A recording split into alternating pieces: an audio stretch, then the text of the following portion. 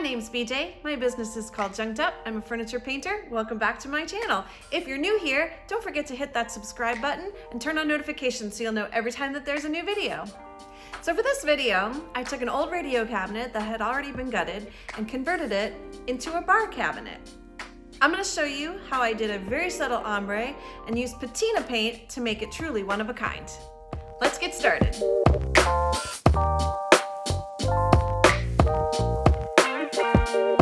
The supply list for this project includes vintage duck egg, drop cloth, patina paint in bronze, blue patina spray, and clear coat in satin, all from Dixie Belle.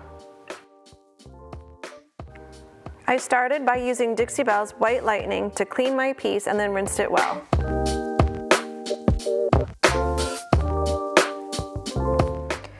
I'm going to create a very subtle ombre from the bottom to the top. So I begin by painting the bottom with vintage duck eggs straight out of the can.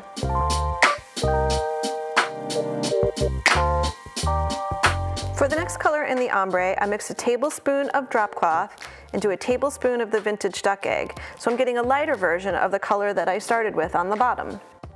So for the lightest color in the ombre, I mixed 2 tablespoons of drop cloth into 1 tablespoon of the vintage duck egg. And now I'm going to apply the bronze patina paint. You'll want to shake it really well because there's real metal particles in there, and you want to make sure that those particles are evenly distributed throughout the paint.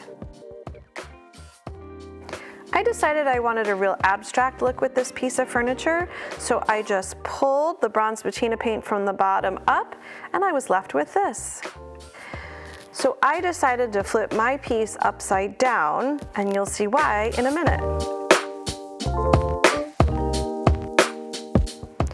So the way the bronze patina paint works is you paint one coat and let it dry. Then you paint a second coat, and while the second coat is still wet, that's when you hit it with your patina spray.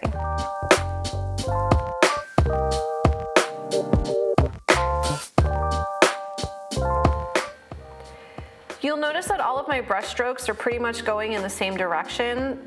That holds true for almost all metallic paints. You want to make sure that you don't have any kind of crazy brush strokes when you're using metallics.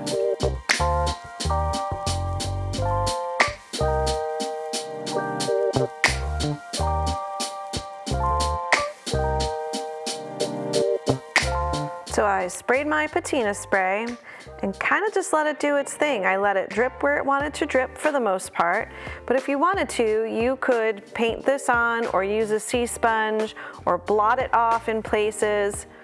I like the natural look and just let it drip.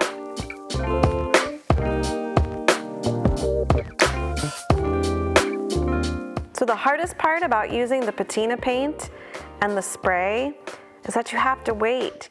You have to wait until you see how cool it's going to look. After my patina spray dried, I flipped my piece right side up and just did a little bit of touch-up work on the paint.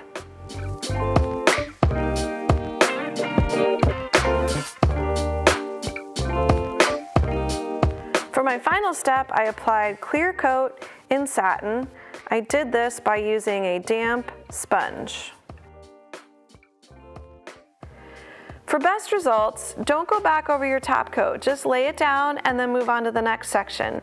I gave the whole piece 2 coats of the Dixie Belle clear coat and I was done.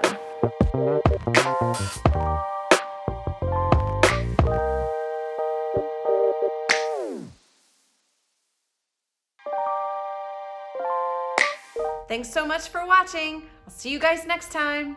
Bye.